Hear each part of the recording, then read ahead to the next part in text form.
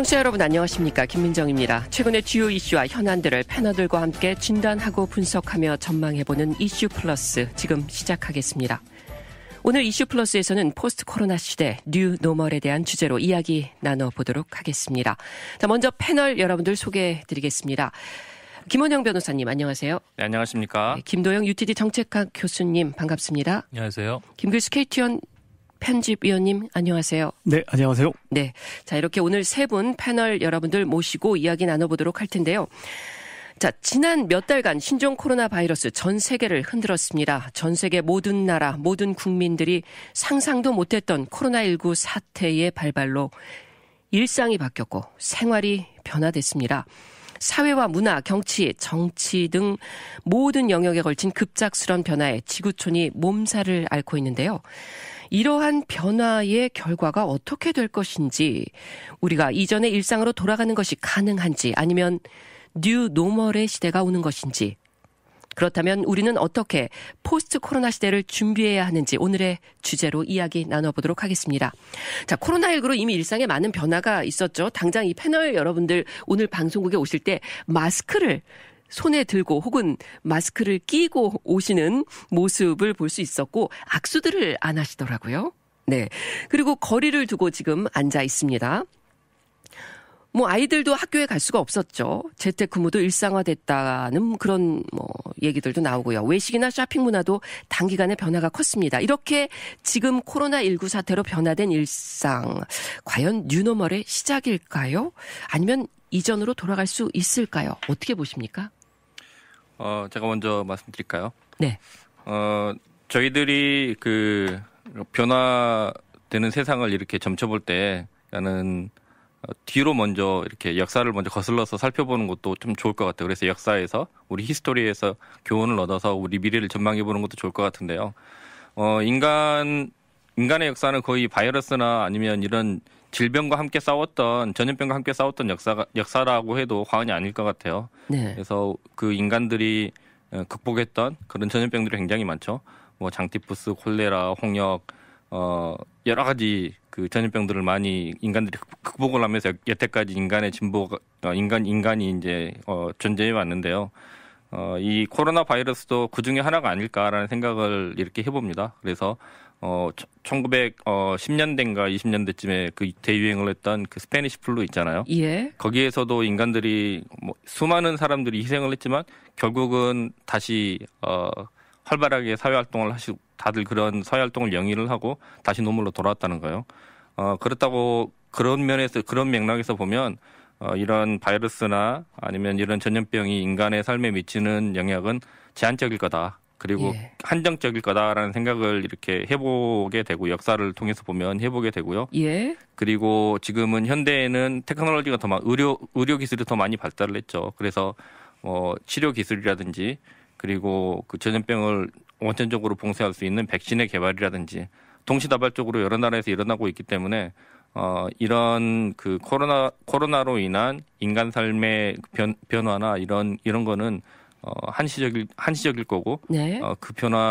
그 변화도 5년 이상 가기는 어렵지 않나라는 생각을 좀 해봅니다. 그래서 뉴노멀이긴 한데 오래 가지 않는 뉴노멀이 될 것 같아요. 아, 그러면 이전 상태로 돌아갈 수 있을 것이다라고 보신다는 건가요? 네, 지금 코로나 사태로 인해서 여러 가지 변화된. 네, 기본적으로 사람은 사회적인 동물이기 때문에 예. 그런 그 사회성이라든지 인간이 갖고 있는 원천적인 사회성이라든지 또 낭만성 이런 거는 걷어갈 수가 없는 거겠죠. 인간이 기계와 다른 부분이니까. 네. 그래서 일정 부분 바뀌는 부분도 있겠지만 다시 제자리로 돌아가려고 하는 그런 힘이 더 4, 5년 뒤에는, 몇 년 뒤에는 더 강해지지 않나라는 생각을 좀 해봅니다. 예, 그렇다면은 큰 변화는 없을 것이다 이렇게 보시는 거. 어마어마하게 큰 변화는 없을 것 같다. 장기적으로 보면 없을 것 같다는 생각은 해요. 예. 저는 좀 반대의 의견인데, 사실 인류 역사 지금 말씀하셨지만 인류 역사가 노말을 극복해서 눈노말이 되고, 물론 그게 외부의 공격이나 어떤 그런 위기에서 그걸 극복하는 과정에서 노말이 되고, 그 노말이 또 다시 새로운 눈노말에서 바뀌고, 이런 것이 사실 인류의 역사인데, 인간은 사실 100년 많이 살아야 100년 살기 때문에 그 자기 인생 가운데 그 노말이 뉴노말이 되는 걸 경험하지 못하고 죽는 사람도 있고, 많아야 한 두 번 경험할 텐데, 그렇기 때문에 우리가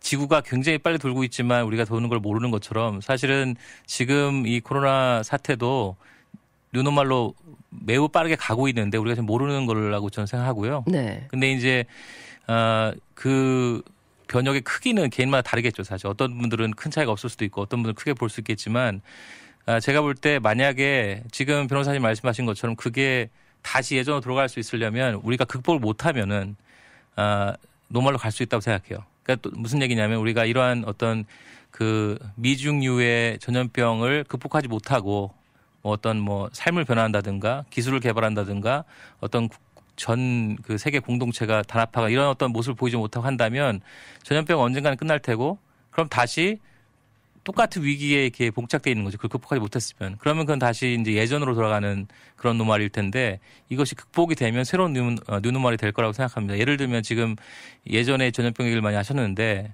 그러니까 패스트 같은 거를 극복하면서 어떤 농업 자본주의가 나오고 또 예전 그 스페인 독감을 극복하면서 새로운 공중 보건의 개념이 나오고 이런 것들은 사실은 그 한참 지난 후에 안 거지만 물론 그 시대를 살았던 사람 몰랐을 수 있겠지만 한참 뒤에 보니까 그 당시에 전혀 없었던 그런 그 대규모 그 농업 어떤 프로덕션의 개념이 없었는데 그런 전염병을 극복하다 보니까 농부들이 다 죽으니까 그걸 극복하다 보니까 이제 그것이 자연스러운 노멀이 됐고 공중보건이라는 개념이 전혀 없었던 그런 1900년대 초반에도 손 씻는 것도 모르고 이랬는데 근데 이제 그거를 한 5천만 명이 죽다 보니까 이렇게 하면 안 되겠구나. 이렇게 변화된 모습을 봤을 때 우리는 못 느낄지 모르지만 지금 굉장히 큰 그 인류 사회가 변화하는 그런 변곡점이 있다. 저는 그렇게 생각하고 있습니다. 그러니까 사회적으로 새로운 패러다임이 등장할 것이다. 이 코로나19가 이미 등장하고 있다고. 이미 등장하고 있다. 네. 뉴노멀 이미 시작했다. 네. 그리고 그것이 어떤 산업의 변화로도 이어질 수 있다. 과거를 뒤돌아 볼 때. 거의 모든 정치, 경제, 사회, 문화, 또 일상까지 다 이제 지금 바뀌고 있는데 이게 임팩트의 차이가 있고 또 그다음에 극복하느냐 마느냐의 그런 관건이 있을 뿐이지 이것은 거역할 수 없는 그런 트렌드다 이렇게 생각하고 있습니다. 과거의 전염병 사례와 만약에 비교를 좀 해본다면은 규모 그 변화의 규모 많이 다를 것이라고. 그게 이제 가장 큰 이유가 이제 스페인 독감이나 그 이전에 거하고는 이렇게 1대1 비교가 안 되는 거는 그때 이제 공중보건의 개념도 없었고 그다음에 위생이라든가 여러 가지 의료 체계가 지금하고 비교가 안 되기 때문에 비교를 할 수는 없지만 그때하고 가장 큰 거는 세계화죠 결국은. 그러니까 우리가 세계가 평평해졌다. 즉 오늘 미국에 있어도 내일이면 바로 한국에 갈 수 있는 이런 시대에 살고 있잖아요. 그렇다 보니까 산업이라든가 정보나 이런 것도 빠르게 확산이 되지만 동시에 전염병도 빠르게 확산되는 거기 때문에 이런 식의 전염병이 이걸로 끝나고 예를 들어서 예전에 에볼라라든가 메르스라든가 이런 걸로 끝나고서 또 한 5년 정도는 조용할 것이다 이렇게 생각하기보다는 이 코로나19가 이런 식으로 나와서 그렇지 훨씬 더 다양하고 더 신종인 전염병은 더 나올 수 있다는 게 제 생각이기 때문에 거기에 어떻게 극복하느냐에 따라서 동일한 위기를 안고 예전의 노멀로 가느냐 아니면 이걸 극복해서 극복한 상황에서 비슷하거나 더 심한 게 왔을 때 임팩트를 줄이느냐 이제 그것이 우리가 할 일이라고 생각합니다. 그렇기 때문에 변화가 일어날 것이다. 네. 사실 저희가 뉴노멀이라는 말을 쓰고 있는데 자칫하면 뉴노멀이 과연 무엇인지 많은 분들이 듣기는 들었는데 좀 정확한 개념이 없을 것 같다는 느낌이 들어요. 저 또한 그런 생각을 좀 하고 있는데 그냥 그래서 한번 뉴노멀을 우리가 일상에서 어떻게 표현할까라고 생각해 봤더니 저는 트렌드의 변화다. 또 패러다임의 변화다라고 저는 규정 짓고 싶어요. 그러니까 이것을 너무 거창하게 할 것이 아니라 이번 그 코로나19로 인해 가지고 생활 패턴이 달라지고 그리고 우리가 그 일상에서의 어떤 방역 지침이라든가 아니면 사람과 사람과의 관계를 형성하는 데 있어서 어떤 거리감이라든가 이런 것들이 사실 새롭게 대두되지 않았습니까? 근데 이런 현상이 그러면은 당장 새로운 세계로 우리가 들어가는 그런 어떤 계기가 될 것이냐 아니냐라는 것에 대해서는 조금 차치하고라도요. 이러한 그 코로나19를 통해서 사실상 변화된 그런 형상들이 앞으로 새로운 트렌드로서 자리 잡아갈 확률은 상당히 많을 것이다. 그리고 또한 김도영 교수께서 말씀하신 대로 사실상 코로나 바이러스라는 것은 그 자체가 어떤 큰 핵이 아니라 이러한 그 모멘텀, 이러한 어떤 지렛대 역할이 돼서 그 다음에 또 제2의 코로나가 나오든 아니면 메르스가 나오든 또 다른 형태의 어떠한 그 새로운 그 질병이라든가 아니면 새로운 세상과 직면했을 때 우리가 어떻게 우리의 일상을 바꿔갈 것이냐에 대한 개념을 놓고 보자면은 저는 뉴노멀, 지금 코로나 바이러스가 가져다 준 뉴노멀이 한동안은 지속될 것이고 그것이 정확하게 다 이어지진 않더라도 일정 부분 이거로 인해서 변화된 삶은 계속해서 이어지지 않을까. 그리고 그것이 곧 새로운 삶의 트렌드가 되지 않을까 그런 생각을 하게 됩니다. 예. 지금 패널 여러분들께서 이 각기 조금씩 다른 의견을 말씀을 해주셨는데 지금 김길수 의원께서는 뉴노멀의 정의에 대해서 먼저 좀 짚어주셨어요. 트렌드와 혹은 패러다임의 변화가 아닌가. 그렇다면은 이 의견이 다르게 나온 배경에는 뉴노멀의 정의가 조금씩 다를 수도 있지 않을까 뭐 이런 의문도 들거든요. 그래서 청취자 여러분들께서도 뉴노멀, 포스트 코로나 시대 상당히 요즘 많이 듣고 계실 텐데 나만의 또 뉴노멀에 대한 정의도 있으실 거예요. 보통 새로운 표준이다 뭐 이렇게 번역돼서 나오기도 합니다. 뉴노멀에 대한 또 두 분 패널 분들의 정의를 듣고 싶네요. 어떤 것이 뉴노멀이다 그렇게 생각하십니까? 좀 너무 이제 시리어스하게만 말씀드리면 이제 재미가 없을 것 같아서 좀 이제 좀 코믹하게 표현을 해보면요. 저 같은 경우는 밖에 나가서 친구들하고 노는 걸 굉장히 즐겨요. 그래서 이렇게 말씀드리면 좀 곤란하지만 밖에 나가서 이렇게 친구들과 즐기는 삶을 많이 살았어요. 네. 하지만 저에게 이제 뉴노멀이라고 표현을 하면 집에서 보내는 시간이 더 많더라. 네. 예. 그래서 밖에 나가서 친구들과 즐기지 못하고 사회생활을 하지 못하는 것이 뉴노멀이 됐다. 그래서 좀 더 가정적으로 변하고 좀 더 집에서 가족들과 시간을 좀 더 많이 보내고 혹자들은 말하길 이게 더 긍정적인 생활이다라고 표현을 할 수 있겠지만 집에서 저에게 밥을 해줘야 되는 사람 이렇게 따져보면 어떤 분에게는 굉장히 제가 민폐가 되는 상황이 될 수도 있겠죠. 이게 뉴노멀이다는 생각이 들어요. 생활 패턴의 변화 이를테면 네. 그렇게 변호사님의 그 예를 받아갖고 제가 이제 좀 설명을 하면 저는 노멀이냐 뉴노멀이냐는 본인이 어떻게 느끼냐가 되게 중요하다고 생각하는데 지금 이제 예전에 밖에서 정말 허랑방탕하게 사는 게 노멀이었는데 이제 이런 코로나19에 의해서 안에 있는 게 뉴노멀이 됐다. 근데 저는 저도 마찬가지로 밖에 나가서 노는 걸 좋아하니까. 근데 이렇게 코로나19 때문에 계속 안에서 이제 어떻게 보면 서퍼를 하고 있는데 네. 계속해서 이거를 노멀로 안 받아들일 수 있거든요. 예. 언젠가는 나갈 것이다.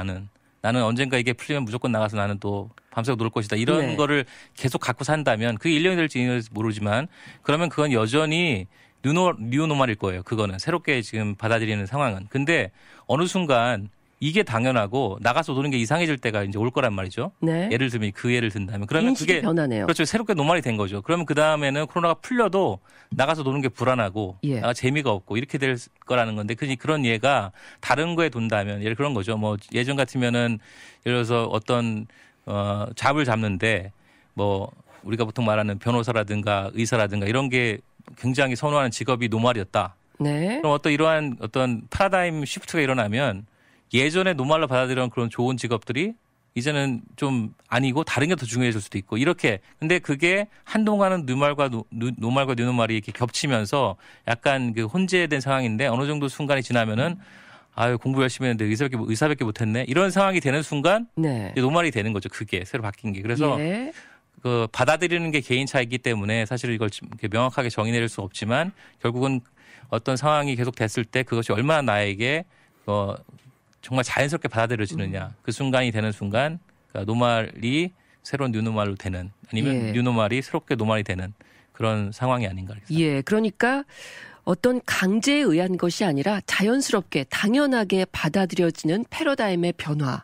그것이 뉴노멀이다. 이렇게 정리하면 될 것 같은데 사실 지금 너무나 갑작스럽게 이 코로나19 사태가 발생하지 않았습니까? 또 아무도 그 누구도 상상하지 못하고 예상하지 못했던 일이 갑자기 변하면서 갑자기 학교를 못 가게 된다든지 갑자기 가게 문을 닫아야 한다든지 그게 정부 차원에서 오더가 내려졌잖아요. 나의 선택의 여지가 아니었습니다. 아니면 회사를 못 가게 된다든지 그러면서 큰 변화가 갑자기 발생을 했어요. 근데 이 변화라는 것이 나의 일상의 생활에서의 변화부터 시작해서 전 사회 또 정치 또 경제는 또 말할 것도 없죠. 지금 경제적으로 상당히 타격이 심하지 않습니까? 이것이 지역적으로 국한된 것이 아니라 전 세계에 지금 퍼져 있어요. 그렇기 때문에 하나하나 좀 영역별로 지금 변화하고 있는 것이 과연 앞으로 어떻게 작용을 할 것인가. 그것이 과연 뉴 노멀로 정착되어질 수 있을 것인가에 대해서 지금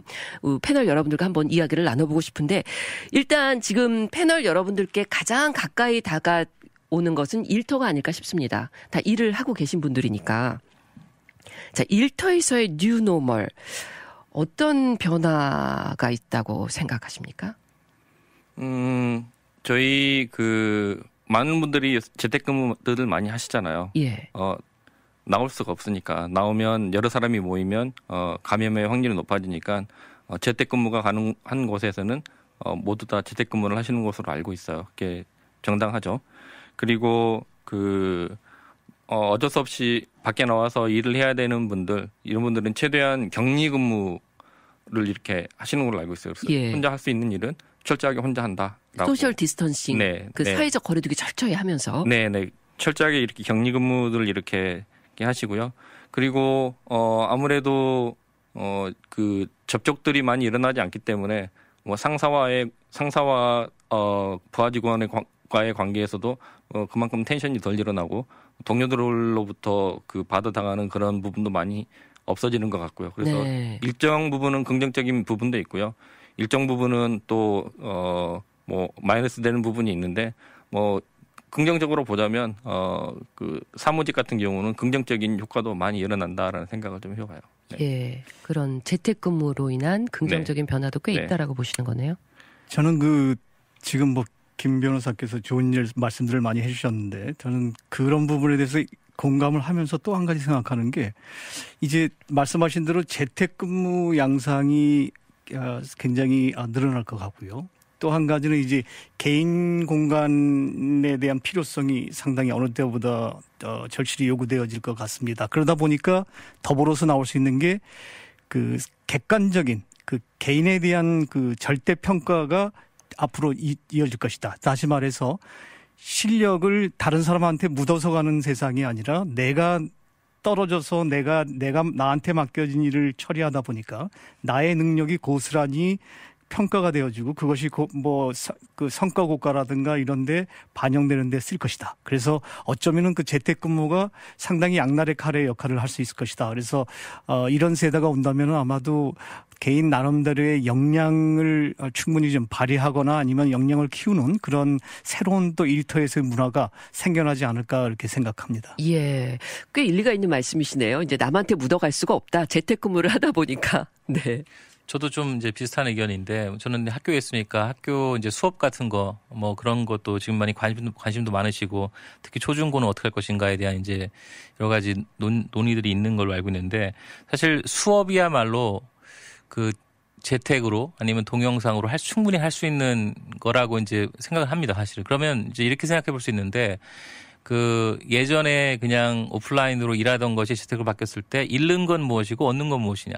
동일하게 수업이나 공부도 예전에 그냥 학교에서 했던 거와 다르게 재택으로 할 때 얻는 건 무엇이고 잃는 건 이걸 갖다 꼼꼼하게 따져보면은 굉장히 우리가 어떤 선택을 할 것인가에 대한 가이드라인을 주는데요. 예를 들어서 지금 어떤 그런 어떤 조직 내에서 내 어떤 능력이 더 부각될 것이다. 이런 것도 하나의 좋은 발견이라고 생각하고요. 저는 이제 공동체 의식. 그러니까 사실 비용만 보면은 굉장히 이 재택근무 아니면 이제 오프라인이 좋습니다. 사실은 초기 투자가 좀 있어서 그렇지 일단 어떤 초기 투자가 셋업이 되면 그다음부터는 사실 교수나 학생이나 또 모든 직원들이 이동이 줄기 때문에 그러니까 예를 들어서 저희가 유럽 출장을 간다. 안 가도 되잖아요. 바로 만나면 되니까. 네. 물론 진짜 세이브 되겠네요. 그렇죠. 직접 만나서 뭘 이렇게 무슨 트레이드를 해야 되는 게 아니라면 다 어떤 의견이나 정보만 교환하는 미팅이라면 안 가도 되니까 어떤 모네터리 그러니까 한마디로 돈이나 코스트 입장에서 굉장히 줄 거예요. 그러면 그것이 얻는 거고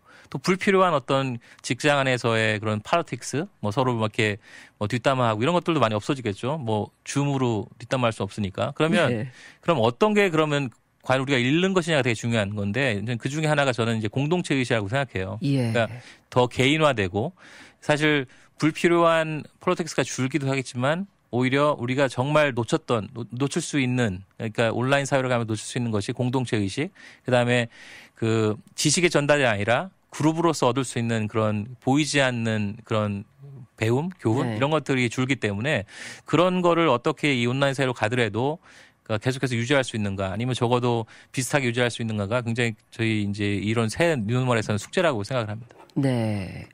일터에서의 이러한 변화가 결국 낳게 되는 부정적인 결과, 긍정적인 결과에 대해서 지금 말씀을 해주셨는데 지금 이러한 변화가 계속해서 유지될 거라고 보세요? 제가 그 첫 번째 질문으로 다시 돌아가는데 이게 뉴노멀의 시작이냐, 아까 이게 첫 번째 질문이었잖아요. 예. 저는 다시 일정 부분은 옛날로 돌아가려고 하는 그런 텐션이 있을 거다라고 생각을 해요. 네. 왜냐하면 방금 김 교수님께서 정확하게 그 지적을 해주셨는데 그 직장에 다니다 보면 또 사내연애도 할 수 있는 부분이 있고요. 네. 그래서 이제 긍정적인 부분이잖아요. 네. 직장 다니는 묘미긴 한데, 얼굴 보면서 이제 하는 묘미긴 한데, 이런 그 한국식으로 표현하면 정의나 아니면 낭만을 추구하는 인간의 본성을 거스를 수는 없을 것 같아요. 어떻게 우리가 온라인 상에서만 만나서 온라인으로 데이트를 하고, 온라인으로만 선생님과 또 학생 간에 이렇게 정을 쌓고 온라인으로 쌓는 게 그게 가능할까요? 어렵죠. 그리고 사람은 직접 만나서 표정의 변화도 읽고, 그리고 직접 만나서 이렇게 인터랙션을 하다 보면 좀 더 쌓이고, 그리고 인간관계도 이렇게 맺는 법인데 온라인상으로 맺는 데는 한계가 있을 거예요. 그래서 이게 지금은 어쩔 수 없이 우리가 궁여지책으로 뭐 줌도 하고 등등 이런 여러 가지 화상회의도 하고 등등 여러 가지 방법을 쓰겠지만 결국은 인간의 본성상 다시 그 전으로 그게 가능하다면 네. 돌아가려고 하는 텐션이 굉장히 분명히 좀 거셀 거다라는 생각을 해봐요. 네. 예. 그렇기 때문에 다시 모일 것이다. 네. 그러니까 인간적인 어떤 지금 좋은 말씀 해주셨는데 인간적인 어떤 정서가 그 관여된 부분에 있어서는 저도 우리 김 교수님께서 지적하신 대로 그 회귀 본능이 분명히 생길 것 같아요. 그래서 인간적인 정도 느껴야 되고 또 그 서로 간의 어떤 밀접한 관계를 통해서 나오는 그런 인간 관계 형성이라는 게 있지 않습니까?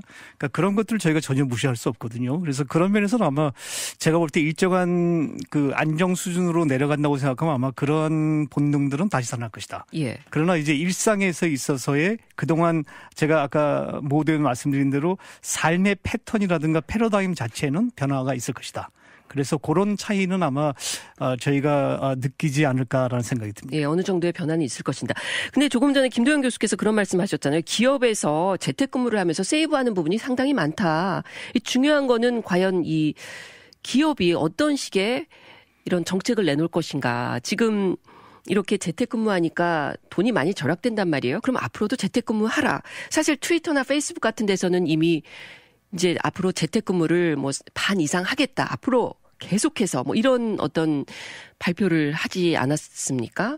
그게 이제 아까 말씀하신 비정서적인 그런 행동. 우리가 이제 예를 들어서 뭐 어디 여행을 간다든가 친구들끼리 뭐 술 먹는다 이런 거는 그 비용 편익을 고려하지 않고 하는 행위고요.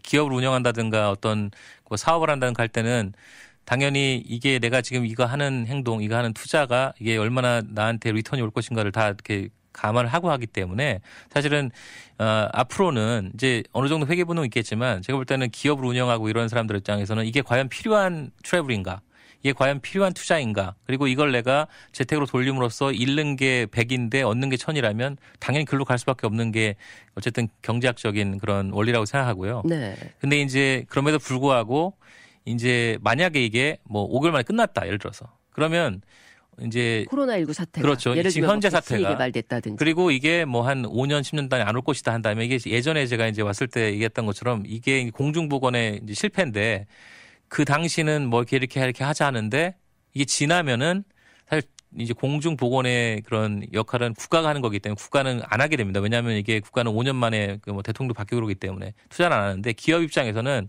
이게 또 올 수 있기 때문에 대비를 안 하면은 기업의 존폐가 달려있기 때문에 제가 볼 때는 기업이나 어떤 사업체 이런 쪽에서는 굉장히 큰 변화가 있을 거다. 그렇게 봅니다. 네.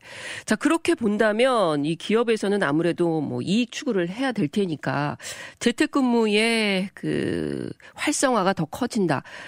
여러 가지 이 산업의 변화가 있을 것 같아요. 그러면 포스트 코로나 시대에 아무래도 지금과는 다른 어떤 지는 직업, 뜨는 직업, 이게 좀 다르게 갈라질 것 같은데 그 부분은 어떻게 보십니까? 네. 일단 지능 직업 먼저 생각을 해보면 그 코로나19 사태가 이제 장기적으로 간다라고 하는 전제하에 드리는 말씀이에요. 이제 그런 말씀으로 드리는 전제하에 드리는 말씀인데 아무래도 사람들의 활동이 많아야지만 존재할 수 있는 그런 직업들은 많이 사라질 것 같아요. 예를 들어서 많이 줄어들 것 같아요. 예를 들어서 변호사들도 그 중에 하나인데요. 저의 예를 들어보면 왜냐하면 변호사들은 그 사회에서 일어나는 다양한 사건 사고들이 있어야 존재가 가능한 존재들이잖아요. 그죠? 그래야 의미가 있는 그런 직업인데 예를 들어 뭐 몰이 다 문을 닫고 예를 들어 그다음에 뭐 사람들이 모이지 않기 때문에 뭐 음주 가문을 즐기는 사람도 한 명도 없어졌다. 그다음에 거리에 뭐 차들이 한 대도 없다. 예를 들어 그렇다는 거예요. 그다음에 사람들이 모이지 않으니까 사람들 간의 분쟁도 없어질 거 아니에요. 많이 없어지겠죠. 네. 등등 그런 면에서 보면 사람들이 모임으로써 의미를 갖는 그런 직업들은 많이 쇠해질 거다라는 생각을 해보고요. 대표적으로 그 법률 분야 변호사들 숫자가 많이 줄어들겠죠. 그와 관련된 모든 로스쿨이라든지 또 로스쿨에서 이제 가르치는 뭐 교수라든지 이런 직업들은 앞으로 많이 흔들릴 수도 있고요. 그리고 마찬가지 입장에서 보면 회계사들 같은 경우도 많이 그 의미가 쇠퇴할 수 있다라는 생각을 해봐요.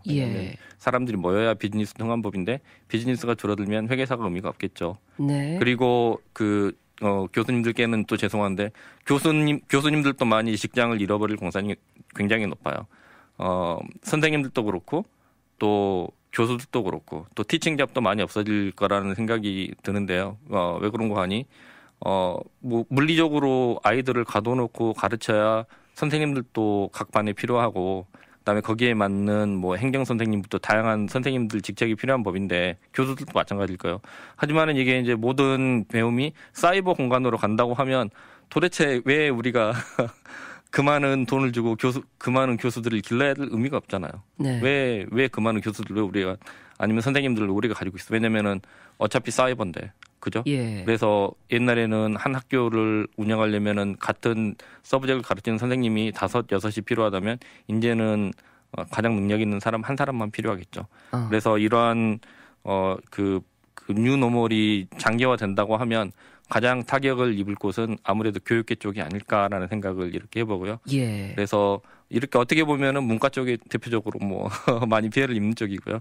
또 뉴노멀 시대에는 이제 또 이제 각광을 받는 그런 직업도 있을 텐데 뭐 그 집에 아무래도 사람들이 집에 많이 있다 보니까 뭐 통신 수단이 또 빨리 발달을 해야 되겠죠. 그래서 5G하고 관련된 통신 산업 쪽은 앞으로 전망이 굉장히 밝을 것 같고요. 그리고 뭐 넷플릭스라든지 뭐 등등 아마존이라든지 이런 거는 누구나 다 예견해 볼 수 있는 그런 쪽의 사업일 것 같고요. 네. 그리고 미국 사회는 빠르게 이제 에이징이 되고 있죠. 그래서 베이비 부머들이 급속하게 리타이어를 하고 있는데 그것만 해도 이제 의료계 쪽은 앞으로도 수요가 굉장히 많은데 이게 바이러스하고 관련해서 이게 뉴노멀이 된다고 하면 의료계 쪽은 앞으로 폭발적으로 인력들을 많이 흡수해가는 그런 인력 흡수 블랙홀이 되지 않을까라는 전망을 좀 해봅니다. 지금과는 조금 다른 어떤 직업에 있어서 이 밸류가 발생한다. 네. 저는 지금 말씀하신 그런 변화는 이미 있었는데 코로나로 인해서 조금 가속화됐다 정도만 생각합니다. 예를 들면은 지금 뭐 재택 근무라든가 아니면은 뭐 동영상 온라인 강의 이런 것들을 이미 하고 있었고요. 그러니까 예를 들어서 저희 학교 같은 경우에도 사실 MBA 같은 경우는 훨씬 오프라인으로 듣는 사람보다 온라인으로 듣는 사람이 많거든요. 왜냐하면 온라인으로 하는 순간 전미 아니면 전 세계가 시장이 되기 때문에 그리고 달라스에 살지 않아도 우리가 충분히 할 수 있으니까 이게 어차피 뭐 저희 학교뿐 아니라 모든 이런 하이어 에듀케이션이 다 가는 방향이었고 또 그런 아까 말한 그런 비용을 줄인다든가 아니면 시장을 확대하기 위해서 온라인으로 가는 그런 원래 가는 중이었는데 이제 코로나로 인해서 더 가속화된 거라고 생각하고요. 네. 근데 좀 극단적으로 얘기하면은 완전히 사라지는 직업, 완전히 뜨는 직업은 아주 일부라고 생각하고요. 저는 그 직업군 안에서 그거를 잘 어댑트하는 사람과 잘 어댑트하지 못하는 사람의 차이가 생길 거라고 생각합니다.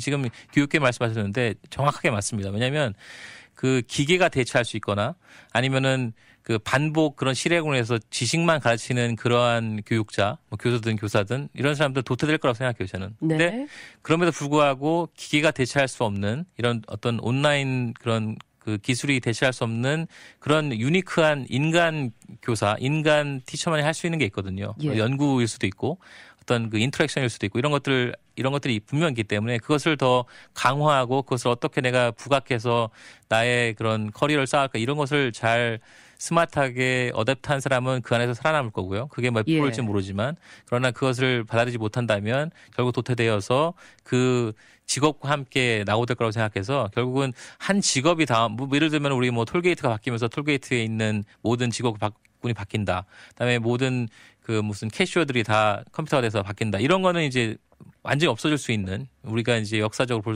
보는 많은 직업들이 없어졌기 때문에 그럴 수는 있지만 전반적으로 볼 때는 없어지는 직업 자체가 많기보다는 도태되는 그런 그 사람이 많을 것이다. 그 분야에서 실력이 없으면은 이전보다 훨씬 도태가 된다. 그렇죠. 그 하는 기능은 남아있기 때문에. 예. 저는 일단 2차, 3차 산업 쪽에서 획기적인 변화가 있을 것이다. 그래서 2차 간의 수공업이라든가 이런 데서도 이제 사람이 하는 그 대면으로서 그 사람과 사람들이 모여져서 하는 작업보다는 이제 그 어떤 그 기술력을 이용해 가지고 기계가 대행해 주는 그런 일들이 지금 점차 사실 진행해 오고 있는 거거든요. 그런데 이게 여기에 대한 확산 속도가 아마 좀 더 빨라지지 않을까라는 생각이 들고요. 네. 그다음에 3차 서비스 산업 역시 뭐 식당이라든가 여행사라든가 여러 분야의 그 서비스 산업 역시 대면 접촉을 해야 되는 경우가 많지 않습니까? 예. 대면 접촉 산업 분야가 아마도 조금 변형을 하든가 아니면은 그쪽 산업이 에서 일정 부분이 아마 떨어져 나가지 않을까라는 생각을 하고 있어요. 그래서 그런 부분들이 아마 지는 그 사업 중에 하나라고 생각해요. 그러니까 쉽게 얘기하면은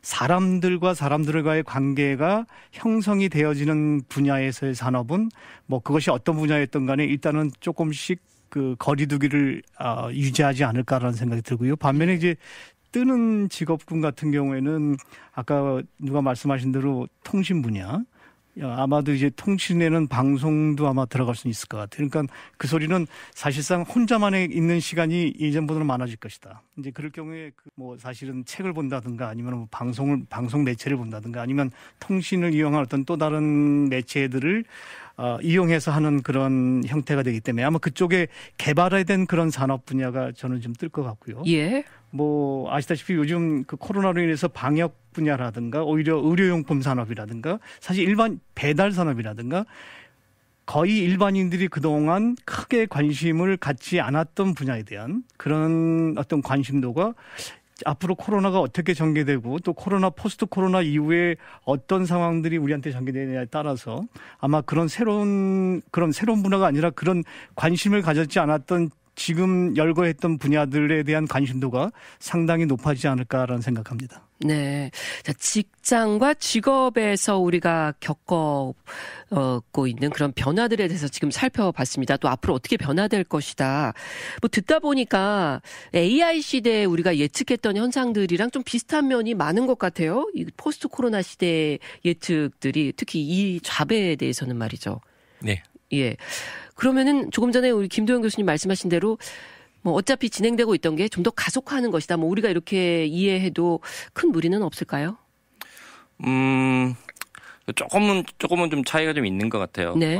그 전에 우리들이 AI, 그 5G 통신 기반으로 하는 그리고 또 그 AI 시대로 나아가면 공유 경제가 뜰 거다라고 이렇게 사람들이 생각을 했잖아요. 예. 예를 들어서 우버, 그리고 자율주행 자동차를 기반으로 한 공유 경제. 예. 뭐 오피스 위워크처럼 공유. 네, 사람들이 자동차를 사지 않고 이제 한 자동차를 쉐어할 거다라고 하는 그러한 전망들을 해봤는데요. 그리고 또 뭐 자기 가정집을 또 이렇게 에어비앤비 같이 에어비앤비 같은 공유 경제 등등 이런 경제가 뜰 거다라고 생각을 했는데 전망이 좀 빗나갔어요. 왜냐하면 그거는 우리가 그 불과 몇 달 전까지만 해도 우버라든지 이런 스탁이 굉장히 높았잖아요. 예. 그리고 에어비앤비 등등 그리고 또 자율주행 자동차와 관련된 연구라든지 등등 이런 게 굉장히 핫한 분야였는데 우리가 그 뜻하지 않게 코비드-19 사태를 맞았잖아요. 그래서 예. 코비드-19 사태가 뉴노멀이 된다는 전제하에는 우리가 얼마 전까지 예상을 했던 공유 경제는 수면 밑으로 당분간은 가라앉지 않나라는 생각을 해봅니다. 예. 관련된 연구는 계속 진행이 될 수 있겠지만 현실적으로 그것이 인간들에게 도움이 돼야지 우리가 뭐 이렇게 적용을 하는 건데 현실적으로 뭐 그 코비드-19과 관련된 질병의 역병의 문제라든지 등등 이런 문제가 계속 링거링하고 있다면 그러면은 우리가 그 전에 불과 몇 개월 전까지 꿈꿨던 그런 미래는 당분간 뒤로 더 푸시백 되는 게 아닌가라는 생각을 좀 해봅니다. 예. 저는 이제 그게 아까 말씀드린 어떻게 그럼 그 공유 경제를 그러니까 주도하거나 이제 지금 어쨌든 시작하고 있는 기업이 어떻게 대응하고 어떻게 대처할까 중요하다고 생각합니다. 그러니까 예를 들어서 지금 뭐 우버 같은 거를 이제는 더 불안하잖아요. 지금 우버 기사가 과연 뭐 걸렸을 수도 있고 무증상 날 수도 있고 결국 신뢰의 문제인데 결국은 그거를 그 기업이 얼마나 마케팅이라든가 아니면 어떤 방역이라든가 이런 시스템을 잘 만드느냐가 굉장히 중요한 것 같아요. 그러니까 지금은 너무나 갑작스럽게 그걸 맞닥뜨렸기 때문에 이거 지금 방법이 없어요. 그리고 지금은 웬만하면 다 줄이면 되거든요. 뭐 여행도 안 가면 되는 거고 다 없어졌기 때문에 상관없는데 사실은 여기서 그런 거랑 상관없이 그냥 예전에 그런 프로토콜로 계속 가는 기업은 당연히 지금 변호사님 말씀하신 것처럼 도태될 테고. 네. 근데 어떤 그런 신뢰 지금 뭐 예전에도 제가 말씀드린 것처럼 어떤 컨택트 트레이싱이라든가 아니면 어떤 이 사람이 100% 안 걸렸을 거라든 걸 어떤 신뢰가 어떤 쌓이면 어느 정도 시간이 지나서 그러면은 당연히 오히려 더 안전하다는 의식이 있다면. 그러니까 우리가 뭐 그냥 여기 타겟이나 같은 데서 이렇게 쇼핑하는 것보다 훨씬 더 안전하다는 어떤 그런 브랜드가 된다면. 예전에 뭐 우리가 물 사 먹는 거 우리가 노말이 아니었잖아요. 굉장히 당연히 이상하게 봤는데 요즘은 물 사 먹는 게 노말이고 수도꼭지 열어서 먹는 거는 그러니까 이상한 것처럼. 그래서 그런 새로운 사람들이 걱정 없이 또 어떤 거부감 없이 받아들일 수 있는 걸 노말로 만들고자 하는 그 기업의 노력이 결국은 성패를 자제하지 않나 이렇게 생각합니다. 네. 참 그것도 기업에서 나름대로의 뉴 노멀을 브랜딩해야 되는 게 필요하지 않나 뭐 이런 생각도 드는데 우리가 또 중요한 게 물론 직장과 또 직업 여기서의 그 뉴 노멀이 무엇인지도 상당히 중요하게 우리의 삶에 영향을 미치지만 또 코로나19 시대를 지금 살면서 많이 변화된 것 중에 하나가 가정, 홈 아닌가 싶습니다. 그 이전보다 훨씬 집에서 생활을 많이 하게 되잖아요. 뭐 쉘터인 플레이스 명령도 뭐 몇 주 동안 거의 한 2달 정도였었나요? 그러면서 아이들도 학교를 안 가기 때문에 집에 있고 또 남편이 회사를 안 가고 재택근무하니까 집에 있고 가족들이 집에서 보낼 시간들이 많아졌습니다. 그러면서 또 어떤 변화들이 일어나고 있는데 과연 그 변화들은 어떤 변화들이며 또 그것이 뉴 노멀로 포스트 코로나 시대에 새로운 패러다임으로 정착할 것인가. 지금 뭐 기사들을 보면 코로나 때문에 이혼율이 증가한다. 코로나 때문에 아동학대가 증가한다. 혹은 감소한다. 뭐 이런 이슈들이 나오고도 있거든요. 이미. 어떻게 보십니까? 뭐 사실상 지금 말씀하신 저는 그대로라고 생각해요. 우선 이제 그 뉴노멀 시대가 결국 밖으로 나가 있는 사람들을 안으로 불러들이는 그런 역할을 했다면은 이제 안에서의 문화가 다시 이제 저희가 주목을 받고 있는 거 아니겠습니까? 그런데 말씀하신 대로 안에서 가족들이 모이던 관계가 형성이 될 경우에는 긍정적인 부분과 부정적인 부분이 저는 분명히 동시에 공존한다고 생각해요. 그래서 제가 볼 때는 긍정적인 부분을 한 70% 정도 준다면은 거기에 부정적인 부분도 30%는 있을 것이다. 근데 문제는 부정적인 부분 30%가 긍정적인 부분 70%를 뒤엎을 수 있는 그런 요인들도 있다. 다시 말해서. 가족들이 있으면서 지금 말씀하신 대로 아동학대라든가 아니면 부부간의 불화로 인한 어떤 폭력 사태라든가 뭐 그것이 좀 더 비화되면은 강력범죄로까지 이어질 수 있는 역할도 굉장히 가능성이 높기 때문에 그래서 그런 부분들을 저희가 한번 그 가정 내에서 생각해 볼 수 있고요. 이제 반면에 이제 가정 그 내에서 어떤 그 삶의 변화가 있다면은 가정에서의 생활이 길어지다 보니까 아무래도 그동안 밖에 눈을 돌렸던 사람들이 안쪽에 눈을 돌리는 시간이 좀 더 많아질 것 같아요. 그래서 집안에서 뭐 손을 볼 게 있는 거라든가. 그래서 제가 볼 때 제 경우도 그렇고 다른 분들 경우를 보더라도 아마 요즘 그 쉘터인 홈을 경험하신 분들 중에서 아마 예전에 하지 않았던 일들을 집에서 하는 사람들이 굉장히 늘었을 거라는 생각이 들거든요. 예. 그래서 그러한 형태가 또다시 아마 또 생길 수도 있고 해가지고 이 가정생활에서의 변화라는 거는 제가 볼 때 긍정적인 면과 부정적인 면을 동시에 수반하고 있다. 저는 그렇게 보여집니다. 좀 어려운 이야기인데요. 주거 환경의 그 변화부터 저는 좀 짚어보고 싶은데, 예. 아무래도 팬데믹이 오다 보면 다운타운에서 이렇게 하이라이즈 다운타운 이런 건물에서 팬시하게 생활하고 뭐 나이트 라이프를 즐기고 등등 이런 생활은 앞으로 당분간 우리가 보기 힘들 것 같아요. 그래서 얼마 전까지 다운타운 쪽으로 몰렸던 그런 인구의 역이동이 일어날 거다라는 생각을 해보고 이게 뉴노멀이 된다는 전제하입니다. 이게 예. 당분간에 잡히지 않고 뉴노멀이 된다라는 전제한데 다운타운으로 몰렸던 인구들이 다시 교외로 빠져나갈 공산이 굉장히 높아요. 그래서 많은 좀 덩치가 큰 이런 하우스들로 사람들이 몰리지 않을까라는 생각을 해보고요. 왜냐하면 허스밴 앤 와이프 다 있어야 되고 아이들 있어야 되고 그리고 코비드 19 때문에 부모님들 이렇게 연로하신 부모님들을 양로원에 맡기는 게 좀 겁나잖아요. 그죠? 네. 그래서 좀 효심이 있는 사람이면 부모님들을 대부분 다 집에 모셔야 될 것 같아요. 그죠? 그래야 접촉이 없을 테니까. 등등 그렇게 생각을 해보면 핵가족 사회에서 다시 어쩌면 대가족 사회로 우리가 사회가 회귀되는 그러한 현상을 맞지 않을까라는 생각을 해보고요. 그러려면은 그 많은 사람들을 가둘 수 있는 담을 수 있는 그러한 공간이 필요하겠죠. 거기에 더해서 업무도 봐야 돼요. 그래서 업무 공간까지 갖춰야 되는 그러한 큰 하우징, 큰 예. 하우스들이 교외에 약간 떨어진 곳에 좀 각광을 받는 그러한 주거 환경이 생기지 않을까라는 생각을 해보고요. 예. 그래서 더해서 다운타운의 공동화 현상이 코비드 19 사건이 계속 이런 팬데믹이 지속이 되면 일어나지 않을까라는 생각을 계속해봐요. 예. 그리고 인구학적으로 보면은 뭐 옛날에 뭐 전쟁 뒤끝에 베이비 붐이 한번 일어났잖아요.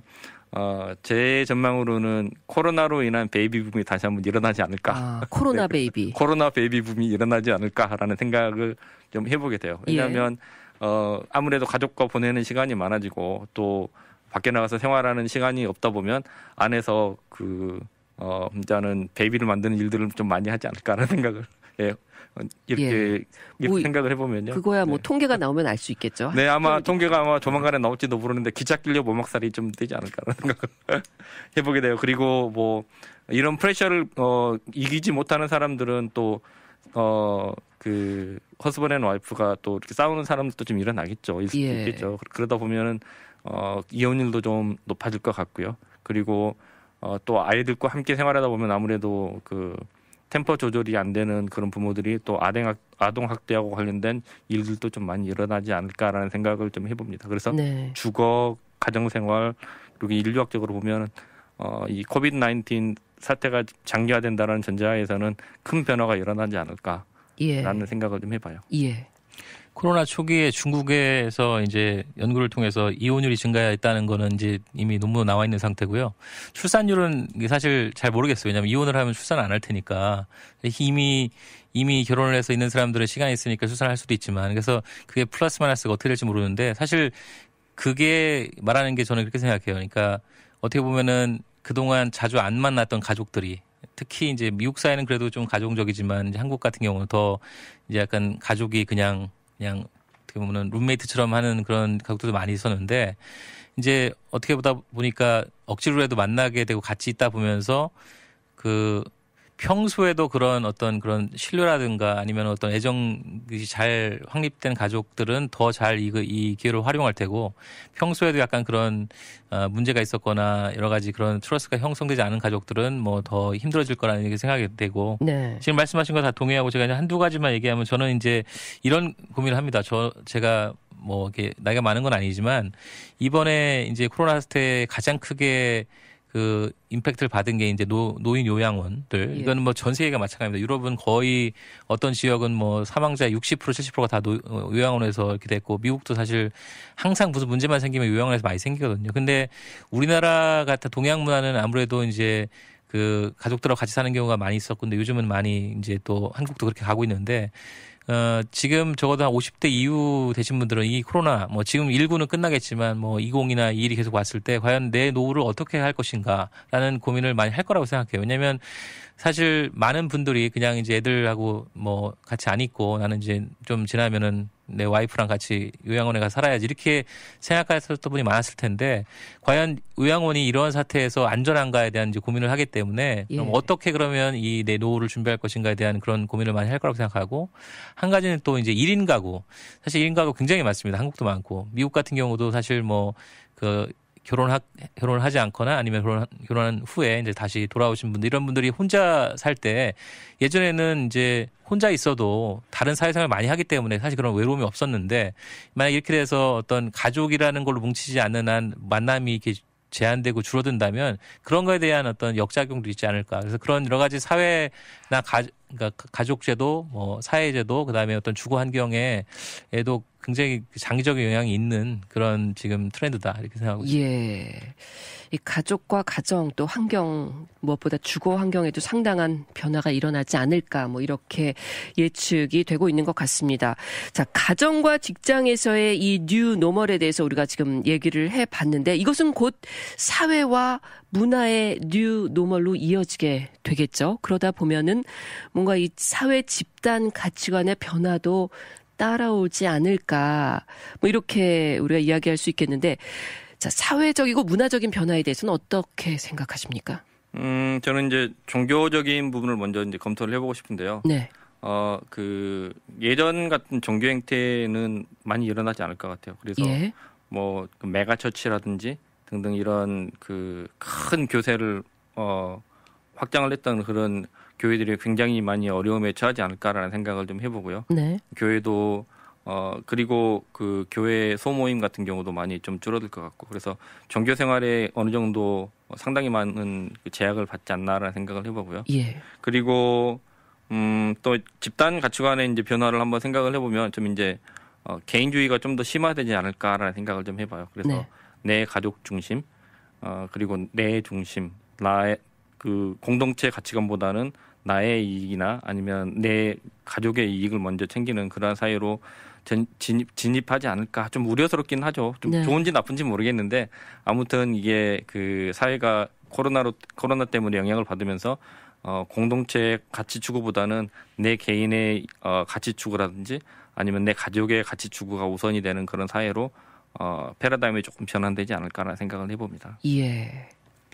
이거는 제 전공 분야라 좀 말씀드리면 사실은 그 어떠한 새로운 뉴노멀을 만났을 때 일상이나 어떤 습관이 바뀌는 거 이전에 사실 이게 완전 새로운 트렌드가 되려면은 가치관, 어떤 철학이 바뀌는 게 제일 중요한데 제가 이제 요즘 논문도 쓰고 그다음에 어떤 과제 같은 거 할 때도 결국 이 코로나 사태가 어떻게 어떠한 철학적인 그 시프트를 요구하는가가 굉장히 중요한데 정리를 해보면 크게 세 가지가 있습니다. 첫째는 이게 이제 어떤 정의가 무엇인가에 대한 이제 고민이에요. 물론 이제 국가 역할과 연결이 된 건데 예를 들어서 지금 가장 핫한 이슈가 바로 이렇게 텍사스가 확진자가 느는데 왜 다시 봉쇄 안 하는 거야? 왜 경제 재개는 거야? 왜 그 뭐 풀장은 오픈하는 거야? 이런 거에 대한 고민을 많이 하고 엄마들 특히 많이 고민을 합니다. 네. 근데 지난번에도 이런 토론을 했지만 사실 그게 크게 두 가지 갈등을 하고 있는 거잖아요. 그러니까 우리가 사람이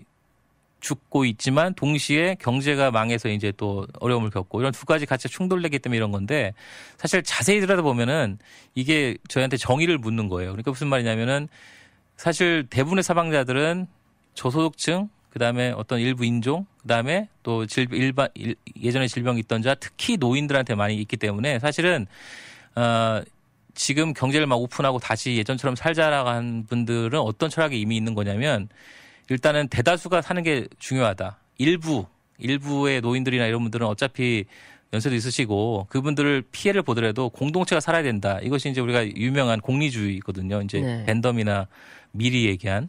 근데 국가나 또 공동체는 사실은 어떤 어려움이 겪었을 때 이런 위기가 있을 때 정말 약한 사람, 정말 소외된 사람 먼저 구하자라는 게 또 그게 정의입니다. 그것은 우리가 말하는 이제 롤즈가 말하는 정의거든요. 그러니까 그게 둘 다 맞아요. 사실 이게 옳고 그름인 게 아닌데 이것이 뭐 한 500년 이상 이 철학자들이 고민한 것을 우리가 지금 겪고 있는 거예요. 그러니까 여기서 만약에 이런 상황이면 다시 문을 닫자. 우리 한 명의 생명이 소중하다. 달라스에서 지금 죽어가고 있는 이런 그런 어려운 분들을 살자. 우리는 다 같이 서퍼를 하더라도 살리자 하는 것이 롤즈의 정의를 따는 거라면 어차피 돌아가실 분은 어쩔 수 없으니까 다시 얘기해서 다 좀 먹고 살자 하는 거는 어떻게 보면은 이제 전체적인 그런 그 유틸리티 띠오리거든요. 그러니까 공리주의를 찾는 건데 그러한 가치 이거 사실 결국 그런 걸 우리가 도전을 받고 있는 거예요. 철학적인 걸 동화하지 않더라도 두 번째는 이제 자유와 그다음에 그 프라이버시의 가치입니다. 그러니까 뭐냐면은 기본적으로 이 전염병을